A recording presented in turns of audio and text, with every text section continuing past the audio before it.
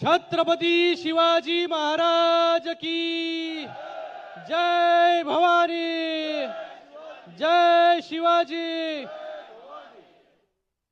आज या डोंबिवलीमध्ये शिवसेनेचा विजय निर्धार मेळावा पार पडतोय आणि या निर्धार मेळाव्यासाठी या राज्याचे उपमुख्यमंत्री शिवसेनेचे मुख्य नेते एकनाथजी शिंदे साहेब उपस्थित आहेत आणि त्याचबरोबर समोर बसलेले सर्व शिवसैनिक आणि डोंबिवलीकर नजर जात नाही तिथपर्यंत जे आहे ही लोक त्या ठिकाणी उपस्थित आहेत। शेवटच्या माणसाने हात वरती करून सांगा की तिथपर्यंत आवाज पोहोचतोय की नाही, पोहोचतोय की नाही?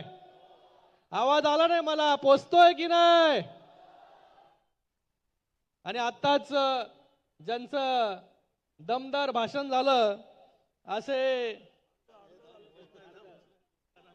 जिसमें है दम उसका नाम है राजेश कदम, आणि तेही अर्धच त्याचं भाषण झालं। आता थोडा आवाज बसलाय, सर्दी खोकला झालाय, तरी पण शिवसैनिक जो आहे हा दम लागेसोर जे आहे भाषण शिवसेनेसाठी जे आहे दम लागला। राजेश मोरेंना आम्ही राजेश कदमांना बघत होतो तिथून, तरी देखील ते थांबले नाही, कारण की शिंदे साहेबांच्या नेतृत्वामध्ये या कल्याण डोंबिवलीमध्ये जी कामं गेल्या 10 वर्षांमध्ये झालेली आहेत आणि ते नंतर जेव्हा मुख्यमंत्री झाले तेव्हा जी कामं झाली, जेव्हा जो निधी आला त्याची तोड जी आहे त्याच्याबरोबर बराबरी जी आहे ती कोणीही करू शकत नाही। एवढं मोठं काम जे आहे या कल्याण डोंबिवलीमध्ये उभं केलंय आणि आता राजेशजींनी तर फक्त डोंबिवलीचीच कामं इथे बोलून दाखवली, ती देखील अर्धी।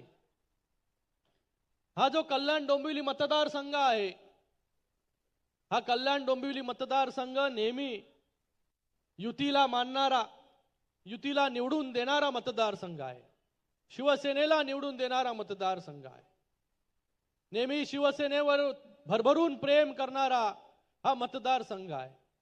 याच मतदारसंघाने मला 3 वेळा खासदार केलं, 2014, 2019 आणि 2024, आणि दरवेळेस या डोंबिवलीमध्ये जो मताधिक्य आहे हे मताधिक्य वाढत राहण्याचं काम जे आहे या डोंबिवलीकरांनी केलं, त्यासाठी सर्व डोंबिवलीकरांचे देखील मी खूप खूप धन्यवाद व्यक्त करतो।